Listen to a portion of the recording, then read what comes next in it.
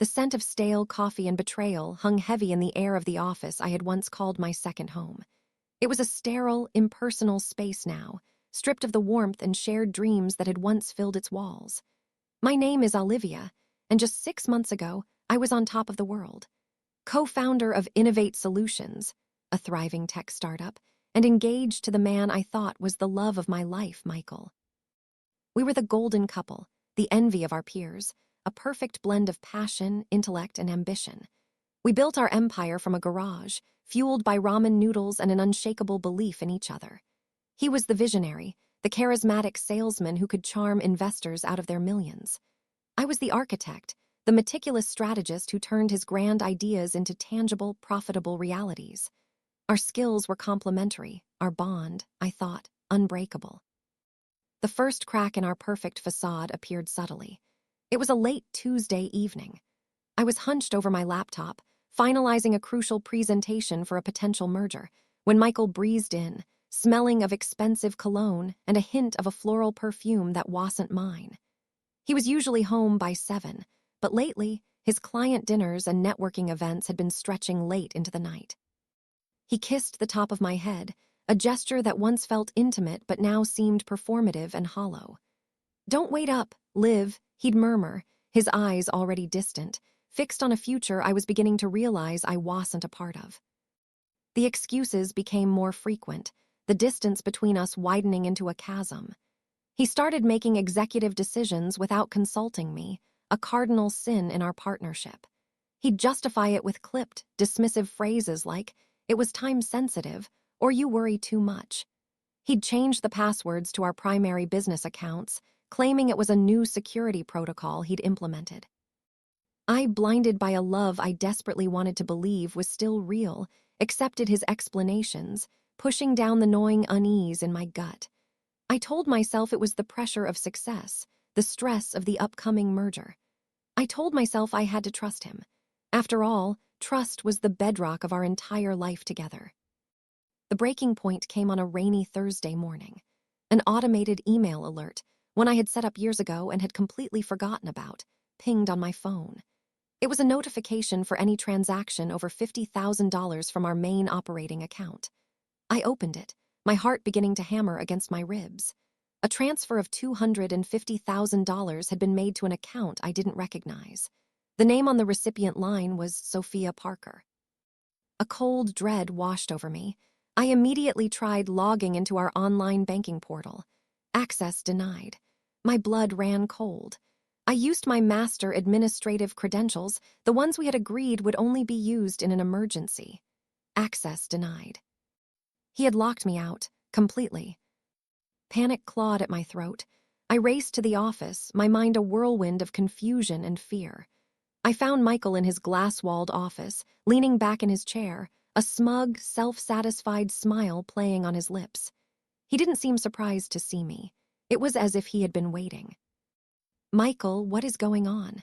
I demanded, holding up my phone, the email displayed on the screen. "Who is Sophia Parker?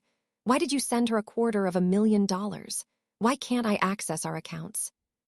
His smile widened, a cruel, cutting expression that twisted his handsome features into something ugly and unrecognizable.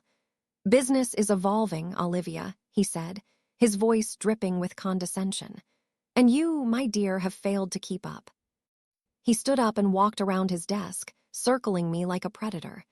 "Sophia," he said the name with a reverence that made my stomach churn, "understands the new direction. She sees the bigger picture." "New direction? What are you talking about? We built this company together, Michael. Every decision, every sacrifice we made together." He laughed, a harsh, grating sound. "Oh, Olivia, you were never a partner. You were a tool, a very useful one, I'll admit. You handled the boring stuff, the spreadsheets and the logistics, while I made the magic happen. But I've outgrown you. We've outgrown you." The "we" hit me like a physical blow. It was then that I knew. This wasn't just about business. "She's your mistress, isn't she?" The words tasted like ash in my mouth. "She's my future," he corrected, his eyes glinting with a chilling lack of remorse. "The money wasn't just $250,000, by the way. That was just the latest transfer. Over the past 6 months, I've been liquidating our assets. Our assets, he repeated, savoring the word and moving them to a secure location. For me and Sophia. For our new life. I stared at him, speechless. The room began to spin. 6 months. The late nights, the secretive phone calls, the growing emotional distance, it all clicked into place with horrifying clarity. He hadn't been building our future. He had been systematically dismantling it, stealing it right out from under me. You can't do this, I whispered, the words barely audible. This company is my life. It's half mine. Not according to the paperwork, he said, pulling a sheaf of documents from his desk and tossing them in front of me. I had my lawyers, restructure the ownership agreement a few months ago. You signed it. Remember.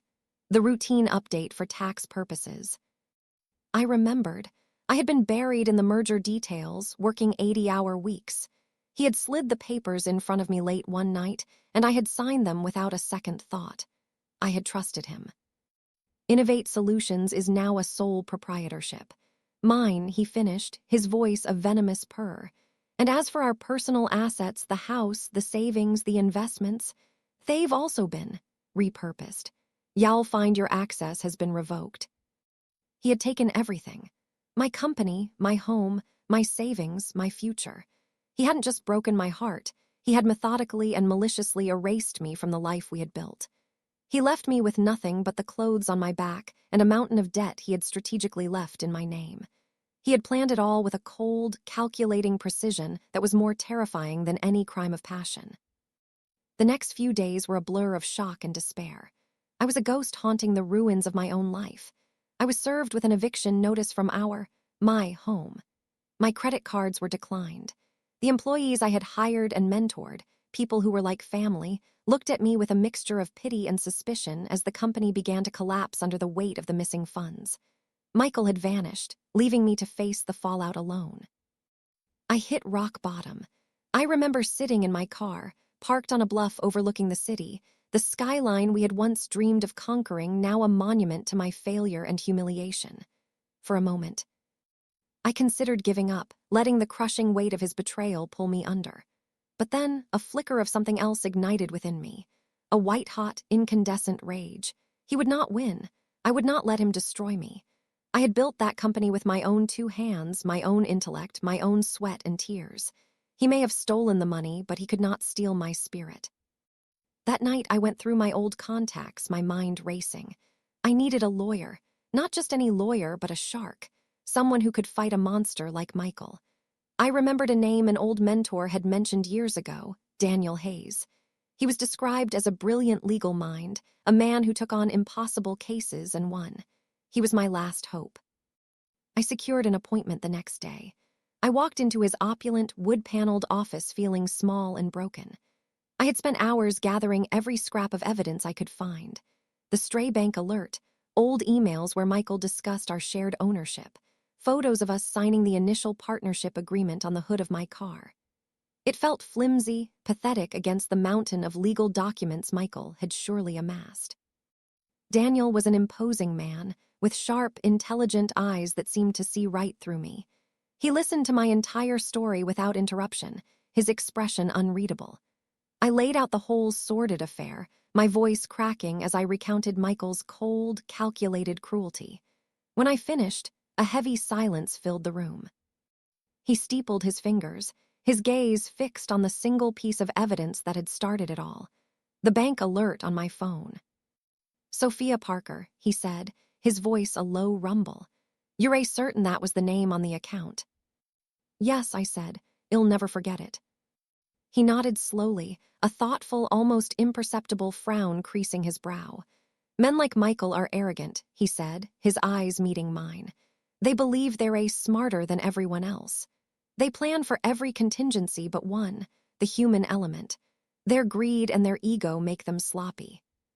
He stood up and walked to the window, looking out over the city. This will be a difficult fight, Olivia. He has insulated himself very well, legally speaking, but that doesn't mean he's untouchable. He turned back to me, and for the first time I saw a flicker of something in his eyes. It wasn't pity. It was determination. He made one mistake. He told you her name. People are always the weak link. He extended his hand. I'll take your case. As I shook his firm, steady hand, I felt a small, fragile seed of hope begin to take root in the desolate landscape of my heart. I had no money to pay him, a fact I confessed with shame. He simply waved it away, saying his payment would be a percentage of what we recovered. And believe me, Ms. Adams, he said with a thin, confident smile, we will recover it. I walked out of that office not knowing what the future held, but for the first time in weeks, I felt like I had a future to fight for. I had no idea that the name Sophia Parker, the name of the woman who had helped destroy my life, would also be the key to my salvation. The days that followed my meeting with Daniel Hayes were a brutal education in the glacial pace and unforgiving nature of the legal system. Daniel moved quickly, filing for an emergency injunction to freeze any of Michael's assets we could locate. It was a desperate, long-shot attempt to staunch the bleeding, to prevent him from spiriting away the last vestiges of our shared life to some untraceable offshore account. Michael's response was just as swift. His legal team, a pack of slick, merciless sharks from a top-tier firm, descended with a flurry of countermotions and declarations. They painted me as a scorned woman, an emotionally unstable ex-fiancé attempting to leverage a personal breakup for financial gain. They claimed the restructuring of Innovate Solutions was a mutually agreed-upon business decision, a strategic move to streamline operations, and that I was now suffering from a case of seller's remorse. They had my signature on a dozen different documents to prove it.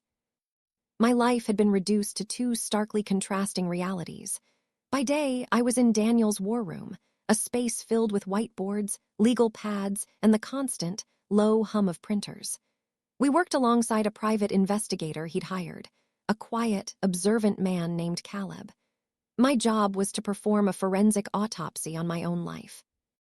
I spent hundreds of hours combing through 7 years of emails, server backups, financial statements, and personal text messages, searching for any digital breadcrumb, any inconsistency that could poke a hole in Michael's carefully constructed narrative.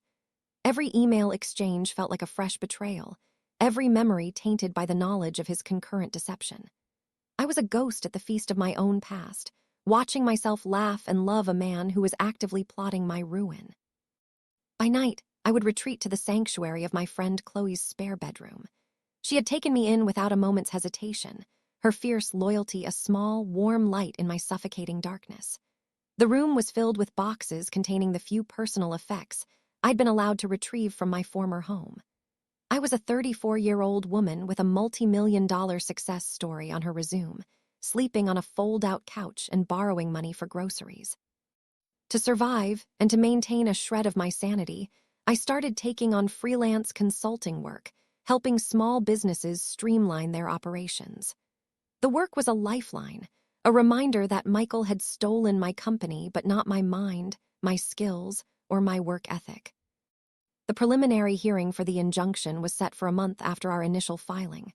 Walking into that courtroom felt like walking to my own execution. The air was thick with a formal, intimidating silence. And then I saw them.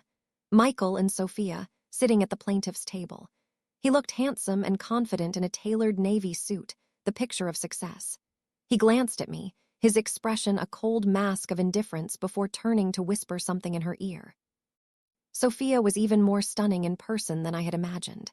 She was young, perhaps in her early 20s, with a cascade of dark hair and large, doe-like eyes that were currently fixed on me. There was no malice in her gaze, but something far worse, a soft, dismissive pity. It was the look one gives to a stray animal, a creature to be briefly acknowledged before being forgotten. In that moment, I wanted the floor to swallow me whole. Daniel put a steadying hand on my arm. "Breathe, Olivia," he whispered. "Look at the judge and only at the judge. They don't exist." The hearing was a bloodbath. Michael's lead attorney, a man named Eric, was a master of character assassination. He presented the documents I had so foolishly signed. He read aloud excerpts from my own emails, taken out of context to make me sound volatile and unprofessional. He portrayed Michael as the brilliant visionary, constantly hampered by my risk-averse, emotionally driven decision-making. I sat in silence, my hands clenched into fists in my lap, feeling the apathetic gaze of the judge, a stern, weary-looking woman named Judge Aubrey Thompson. She looked at the signed papers, then at me, her expression hardening with skepticism. We were losing. The injunction, our only hope of stopping Michael, was slipping through our fingers. But Daniel was calm. When it was his turn, he didn't try to refute their claims directly.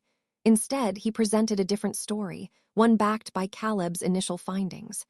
He laid out a clear, undeniable timeline of financial transactions. "Your Honor," he began, his voice calm but resonant, "this isn't about a failed romance. This is about grand larceny, executed with surgical precision." He presented bank statements showing a systematic, 6-month campaign of withdrawals, wire transfers, and asset liquidation. Over $4 million, funneled from Innovate Solutions and their joint personal accounts into a series of newly created shell corporations. "And where did all that money go, Mr. Hayes?"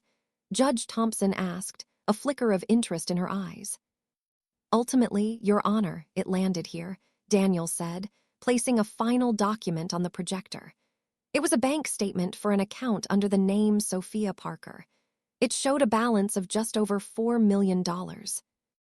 Michael's lawyers immediately objected, shouting about relevance and invasion of privacy. But the damage was done. We had forged the link. This wasn't just a breakup, it was a heist, and Sophia was the beneficiary. Judge Thompson didn't grant the full injunction, but she did grant a temporary restraining order on the funds in Sophia's account, pending further investigation. It was a small victory, but it felt like a monumental one. We had drawn first blood. In the weeks that followed, Caleb intensified his investigation into Sophia. The money trail was clear, but the woman herself remained an enigma. She had no discernible past. Her social media profiles were recently created and sparsely populated with generic, staged photos. She had no employment history to speak of, no university records, no digital footprint beyond the last year. It was bizarre. In the modern age, it was nearly impossible to be so invisible. "It's not natural," Caleb said during one of our late-night strategy sessions, pointing at a nearly blank report. "I've run her through every database I have. It's like she didn't exist before she met Michael. Her entire identity feels curated." Daniel, who had been listening intently, leaned forward. "Criminals go to great lengths to hide their money," he mused, his eyes fixed on Sophia's photograph. "But they rarely go to such lengths to hide a person, unless the person is more important than the money." He tapped the photo. He's not just protecting his girlfriend. He's protecting an asset, or he's protecting himself from something she's connected to. A new theory began to form in his mind, a long shot, but one that fit the strange contours of the case. "Let's stop chasing the money," Daniel declared. "Let's go after her." His new strategy was bold and aggressive. He filed a motion to have Sophia Parker formally deposed. As we predicted, Michael's legal team fought back with rabid intensity. They filed motion after motion to quash the subpoena, arguing that she was a private citizen, not a party to the business dispute, and that deposing her was a form of harassment designed to intimidate a key witness. Their frantic, almost panicked opposition was the confirmation Daniel needed. We had struck a nerve. The hearing for the motion to compel her deposition brought us back before Judge Thompson. Eric, Michael's lawyer, argued passionately. "Your Honor, this is a transparent attempt by the defendant to drag my client's new partner through the mud.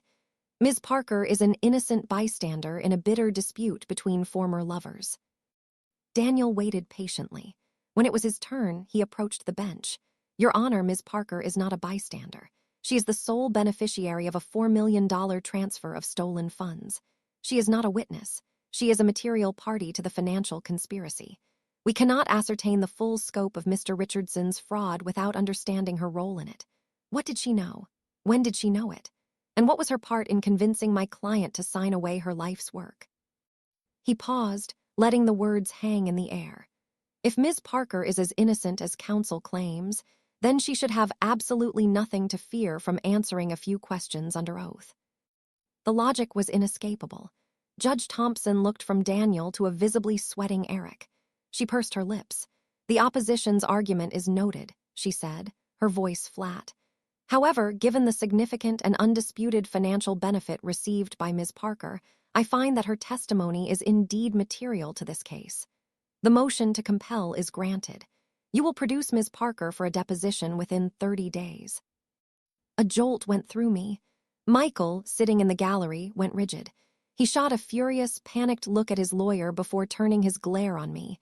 It was a look of pure hatred. For the first time since this nightmare began, I saw a crack in his armor. I saw fear. Walking out of the courthouse, the cold city air felt crisp and clean.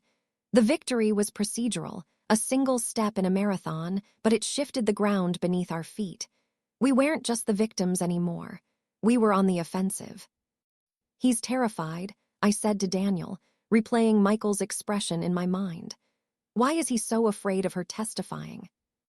Daniel hailed a cab, his face grim but lit with a strategic fire.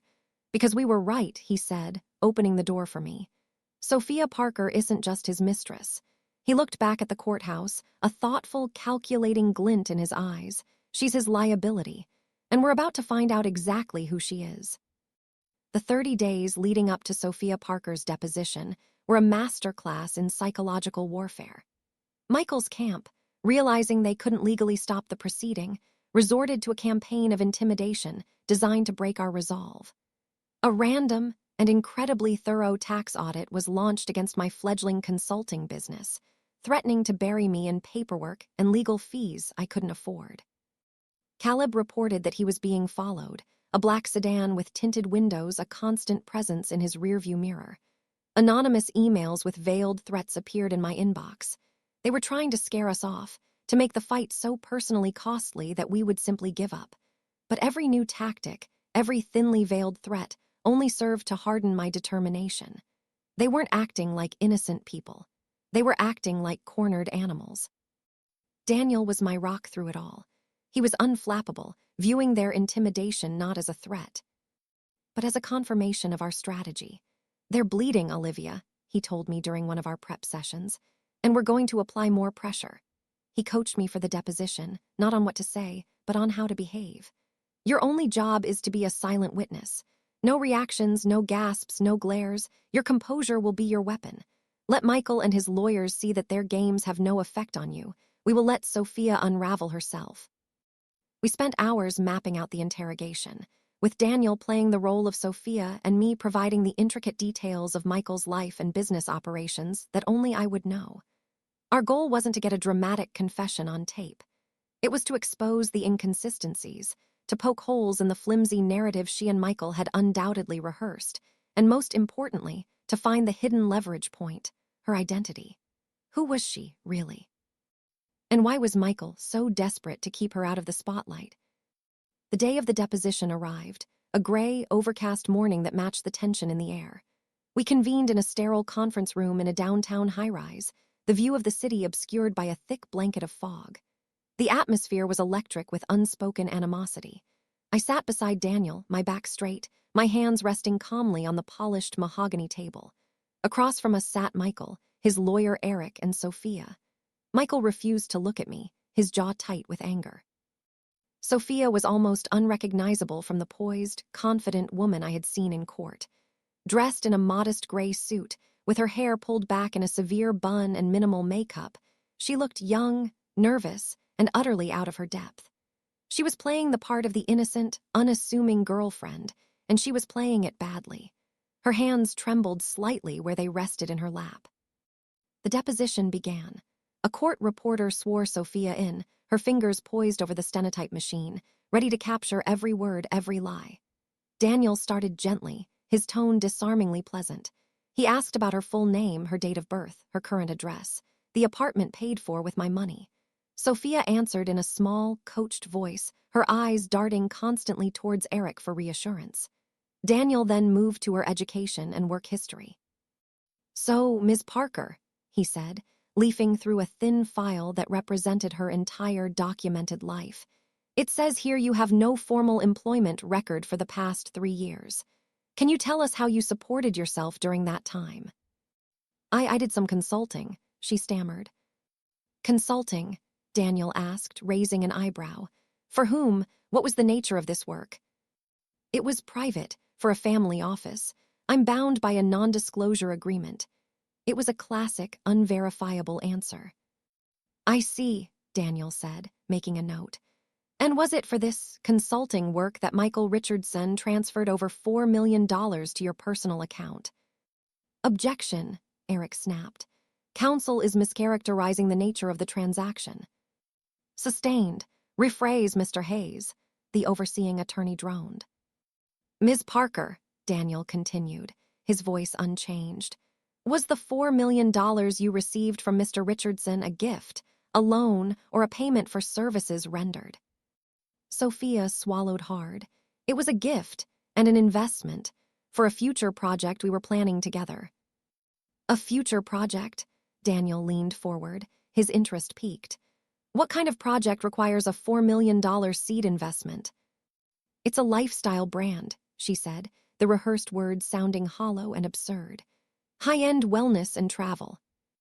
For 2 hours, Daniel led her through a labyrinth of financial questions. He brought up the shell corporations, the offshore accounts, the specific dates of the largest transfers. He cross-referenced them with Michael's calendar, which I had provided. So, on March 14th, the day $500,000 was moved from Innovate Solutions to a holding company in the Caymans, Mr. Richardson was in Aspen with you, is that correct? Was that a business trip to discuss the lifestyle brand? Sophia's story began to fray at the edges. She grew flustered, contradicted herself, and looked at Eric with increasing desperation. Michael's face grew darker with every stammered answer. He knew, as I did, that she was failing. The innocent girlfriend act was collapsing under the weight of Daniel's meticulous, relentless questioning. I remained perfectly still, my face a neutral mask, but inside, a cold satisfaction was growing. This was the woman for whom he had thrown everything away, and she couldn't even hold a convincing lie for 2 hours. Then, just as she seemed on the verge of tears, Daniel shifted gears completely. He pushed the financial documents aside and folded his hands on the table. His voice softened. Ms. Parker, let's talk about something else for a moment. Let's talk about your family. Where did you grow up? The change in topic was so abrupt it seemed to physically jolt her. Eric, who had been relaxed, sat bolt upright. Objection, he barked. Relevance, Ms. Parker's family has absolutely no bearing on this case. This is harassment. On the contrary, Daniel countered smoothly, it is entirely relevant. A $4 million gift of this nature suggests a deep and trusting relationship. I am simply trying to understand the background of the woman in whom Mr. Richardson has placed his complete financial and personal trust. It speaks directly to his character and judgment in this business matter. The overseeing attorney, looking bored, waved a hand. I'll allow it, briefly. Answer the question, Ms. Parker. All eyes were on Sophia. The color had drained from her face. She looked at Michael, her eyes pleading. He gave a tiny, almost imperceptible shake of his head. I don't see how that's relevant, she whispered, her voice trembling. It's a simple question, Ms. Parker, Daniel said gently. Where did you grow up? On the advice of my counsel, I refused to answer. The room fell silent.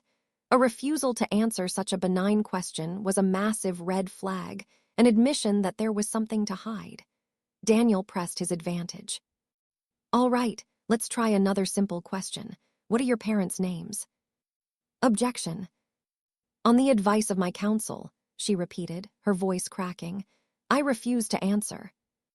Daniel leaned in, his voice dropping to a near whisper, yet it carried across the silent room with chilling intensity. Let me ask you one final question, Ms. Parker. Is it not true that you have a father? A father who is a very prominent, very powerful public figure. A man whose reputation would be irrevocably damaged if it were known that his daughter was the beneficiary of $4 million in stolen money. A man you and Mr. Richardson have gone to extraordinary lengths to keep separate from this entire sordid affair. That was it, Sophia broke. A sob escaped her lips and she covered her face with her hands. Eric immediately shouted, This deposition is over, we are done here.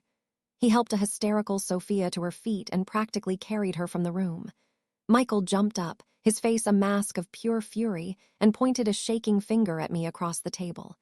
You will regret this, he seethed, before storming out after them. The door slammed shut, leaving Daniel, me, and the court reporter in stunned silence. Daniel slowly leaned back in his chair, a look of grim, absolute triumph dawning on his face. "We have him," he said, his voice quiet but certain. He turned to me, his eyes blazing with intensity. He wasn't just hiding a mistress, Olivia, he was leveraging her.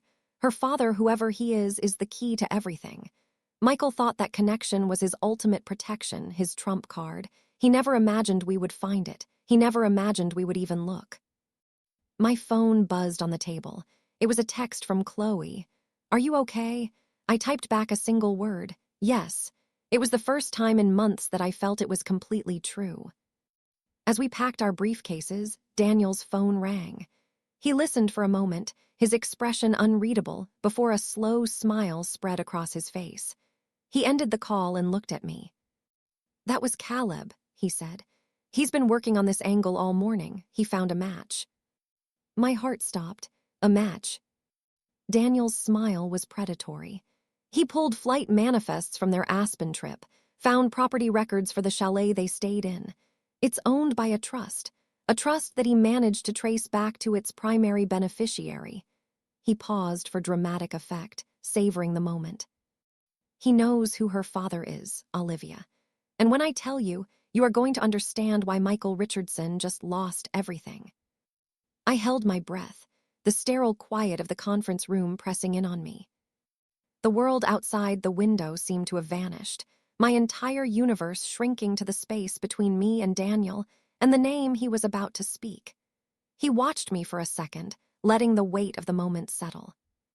"Sophia's father," he said, his voice low and deliberate, "is Judge Aubrey Thompson."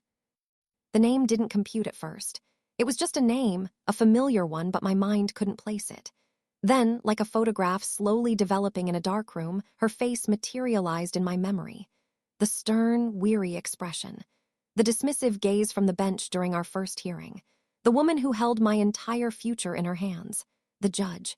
Sophia's father was our judge.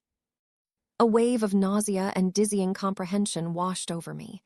I sank back into my chair, my hand flying to my mouth. It wasn't a coincidence. It couldn't be. This whole time, we had been fighting in a rigged arena. "Oh my God," I whispered, the words catching in my throat. "That's why he was so confident. That's why he wasn't afraid." "It's more than confidence, Olivia. It's his masterpiece of arrogance," Daniel said, his voice laced with a cold fury I had never heard before. "This was his insurance policy. He didn't just steal your money and your company. He orchestrated the entire legal battle from the start. He targeted the judge's daughter. He started a relationship with her, showered her with your money, and entangled her so completely that he believed he was untouchable. He knew that if you ever sued him, the case would likely land in Judge Thompson's jurisdiction. And he gambled that a mother, a powerful, respected judge, would do anything to avoid a public scandal that would humiliate her and destroy her daughter's life. He was counting on her to either dismiss the case, rule against you on every motion, or pressure you into a paltry settlement to make it all go away. He put her in an impossible position. I thought back to that first hearing, to the judge's overt skepticism, her impatience with our arguments. At the time, I had seen it as the apathy of an overworked legal system. Now, I saw it for what it was, the desperate maneuvering of a compromised official, a mother terrified of the bombshell that had just landed in her courtroom. Michael hadn't just put me on trial, he had put her on trial, too. A sickening clarity washed over me. Michael's plan had been diabolically brilliant. He hadn't just planned for the crime, he had meticulously planned for the aftermath, weaving a web of influence and blackmail that was meant to be unbreakable. He had used Sophia as a human shield, and her mother as his unwitting accomplice. "So what do we do?" I asked, my mind racing. "We can't just stand up in court and accuse the judge. No one would believe us. They'd say we were desperate, that we were fabricating a story because we were losing." "You're right," Daniel agreed, already packing the room, his mind alight with strategic possibilities. "A direct accusation is a messy, unpredictable weapon. It would ignite a media firestorm, trigger an investigation from the Judicial Review Board, and our case would be lost in the chaos. We would become a footnote in a much larger scandal. Michael might even walk away in the confusion. No, we're not going to use a bomb when a scalpel will do." He stopped and looked at me, a glint in his eye. We are going to give Judge Thompson a choice, a chance to do the right thing for the wrong reasons. We are going to force her to save herself. His plan was a piece of brutal but elegant legal maneuvering. We wouldn't file a complaint. We wouldn't leak the story to the press. Instead, we would file a single, sealed motion, a motion for recusal. The motion itself would be deceptively simple. It would state that, in the course of discovery, we had uncovered new and compelling evidence that suggested a previously undisclosed, profound conflict of interest for the presiding judge.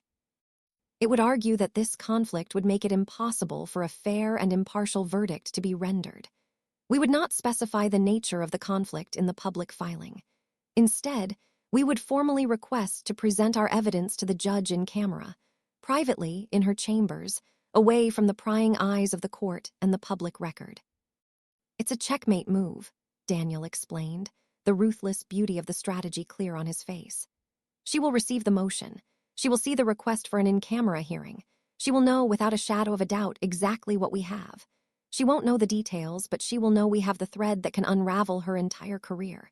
We give her two options: deny the motion and dare us to go public with what we know, destroying herself, her daughter, and the court's reputation in the process. Or she can quietly grant the motion, recuse herself from the case for personal reasons, and pray that we are satisfied with simply having her off the board. She will choose self-preservation. They always do. We worked late into the night drafting the motion, every word chosen with the precision of a bomb maker. The moment Daniel's paralegal filed it electronically the next morning, the timer started. We didn't have to wait long. Less than an hour later, Daniel's phone rang. It was Eric, Michael's attorney. Daniel put the call on speakerphone. "You think you're so clever, Hayes," Eric spat, his voice tight with panic and fury. "This is a desperate, pathetic stunt, and it's not going to work. It's slander. We will have you sanctioned. We will have you disbarred." "Is that so, Eric?" Daniel replied, his voice calm as ice. "Then I assume you'll have no problem with us presenting our evidence to the judge in her chambers. We have a very compelling timeline. Flight manifests, property records, even some photos from a certain ski trip to Aspen. I'm sure Judge Thompson will find it all very illuminating." There was a long silence on the other end of the line, filled only with the sound of Eric's heavy breathing. The threats had evaporated. "What do you want?" he finally asked, his voice defeated. "Justice," Daniel said simply. "But let's start with a settlement offer, a real one." The first offer came an hour later. Michael was willing to return $1 million in exchange for our silence and a non-disclosure agreement that would bury the truth forever. I laughed when Daniel told me. It was an insult. I told him to reject it. The second offer came that afternoon. $2 million, plus he would cover all my legal fees. Daniel advised me to seriously consider it. It was a substantial amount of money, a clean break. But it wasn't a clean break. It was blood money. It was him buying my silence, buying his freedom. I thought of the employees who had lost their jobs when the company cratered. I thought of the years of my life I had poured into our dream, only to have him steal it and try to frame me as the unstable one. I thought of his cold, merciless eyes in his office as he told me I was just a tool. By the evening, the offer was for the full $4 million. He would return every penny he had stolen. All I had to do was sign the papers and let him and Sophia and Judge Thompson disappear from my life. Daniel laid the offer before me, making it clear that the choice was mine alone. "This is a total victory, Olivia," he said gently. "You get all the money back. You can rebuild. There is no shame in taking it." I looked at the offer, at the neat black and white numbers that represented my life's work. I could take it and walk away. The nightmare would be over. But as I sat there, a quiet, unshakable resolution settled over me. It was never just about the money. It was about the fact that he believed he could get away with it, that his power, his connections, his sheer audacity made him immune to consequences. If I signed that paper, he would win. He would keep his freedom, his reputation, and he would learn nothing, except that money could solve any problem. He would do it again to someone else. "No," I said, my voice clear and steady. "Tell him no." Daniel looked at me, a slow, approving smile spreading across his face. "What are your terms?" My terms, I said, feeling a surge of power I hadn't felt in months, are that we see him in court. I don't want a settlement, I want a reckoning. The day of the hearing for our recusal motion was thick with an almost unbearable tension. The courtroom was quiet, but the air crackled. Michael and Eric sat at their table, both looking pale and grim. Michael wouldn't look at me, but I could feel his hatred burning across the room. I sat beside Daniel, calm and composed, my gaze fixed on the empty judge's bench. Then the door to the chambers opened, and Judge Aubrey Thompson walked out. She looked as if she had aged 10 years in a week. Her face was a stony mask, but I could see the terror in her eyes. She moved with a stiff, brittle formality. She sat, shuffled some papers, and took a deep, shuddering breath. She knew her career was hanging by a thread, and that thread was in my hands. She cleared her throat, her voice barely a whisper. "Will counsel please approach the bench?" We approached the bench, a small island of polished wood in a sea of silent tension. Standing so close, I could see the fine tremor in Judge Thompson's hands and the dark, sleepless circles under her eyes. She was no longer a figure of intimidating authority, but a trapped woman, her face a mask of barely contained panic. She avoided looking at Daniel or me, her gaze fixed on a point somewhere over Eric's shoulder. "Mr. Hayes, Mr. Richardson," she began, her voice a low, strained whisper that was meant only for the three of us. "I have reviewed the sealed motion for recusal. In light of the potential for an appearance of impropriety, which has only recently come to the court's attention, I find that I can no longer preside over this case." Each word seemed to cost her a monumental effort. "I will be granting the motion. This case is hereby transferred to Judge Samuel Wright, effective immediately. We are adjourned." She didn't wait for a response. She banged the gavel, the sound cracking through the silent courtroom like a gunshot, and swept from the bench without a backward glance. It was over. Her part in the drama had ended not with a bang, but with a quiet, desperate retreat into the shadows of self-preservation. Michael stood frozen at his table, his face ashen.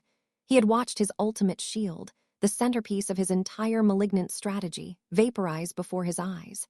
His ace in the hole had been a dud. He was exposed, vulnerable, and for the first time he looked truly afraid. The transfer of the case was a seismic shift. Judge Samuel Wright was a legend in the legal community, a former prosecutor with a razor-sharp mind and zero tolerance for courtroom games.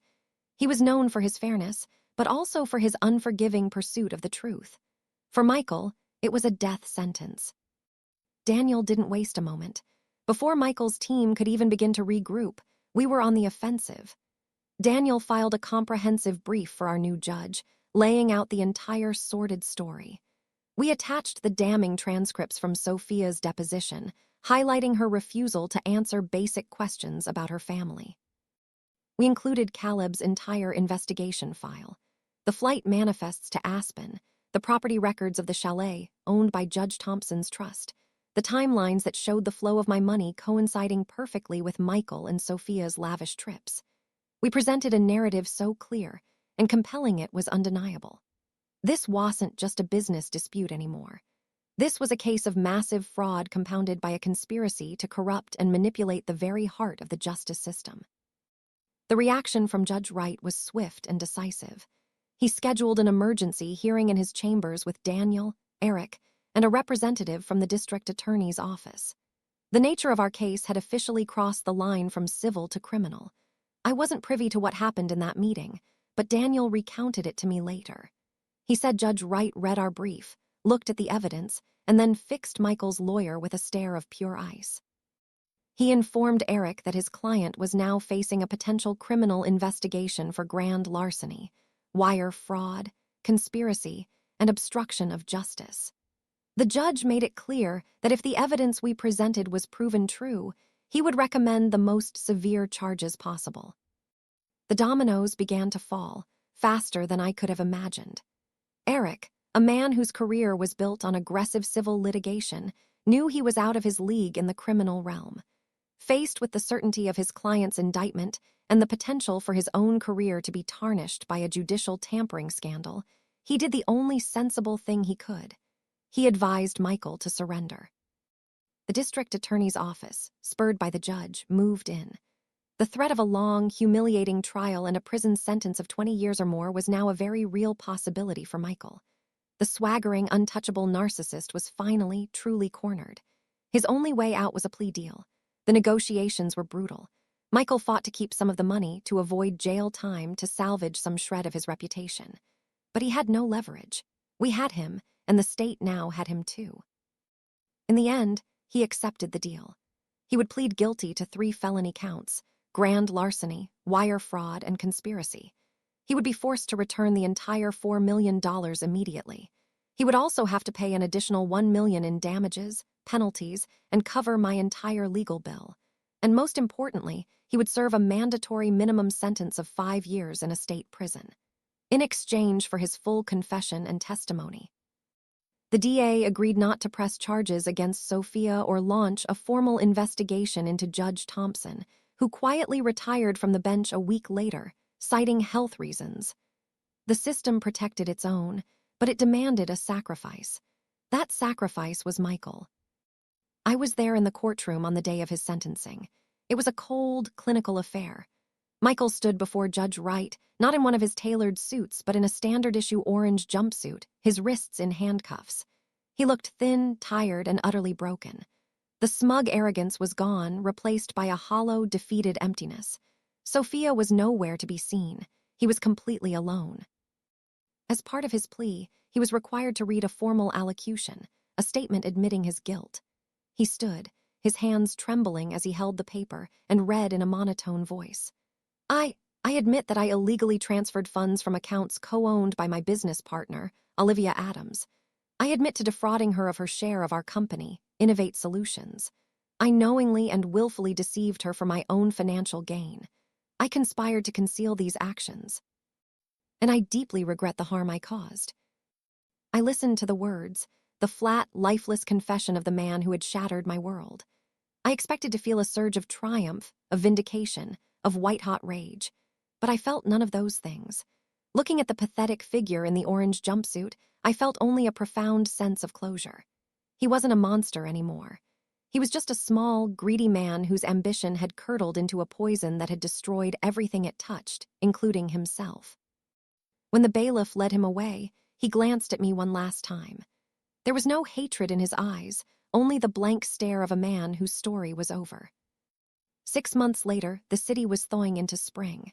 The $4 million, plus the damages, sat in my new business account. I had launched a new company, Phoenix Consulting, from the ashes of the old one. I had a small, bright office downtown, and I had hired back 3 of my most talented and loyal employees from Innovate. We were leaner, smarter, and hungrier than before. The betrayal had left scars, of course. There were days when the phantom pain of it all would ache, a reminder of how quickly a life could be torn apart. But the wounds were no longer open. The experience had forged something new in me, a core of resilience and self-reliance that I knew could never be taken away. I had faced the worst of betrayals and had not only survived, but had emerged stronger. I stood by the large window of my new office, looking down at the bustling streets below. My future, which had once been a shared dream with someone else, was now entirely my own. It was a blank page, and for the first time in a long time, I felt the thrill of being the sole author of my own story. The fire had been devastating, but it had cleared the way for new growth. I had risen from the ashes, and I was ready to fly.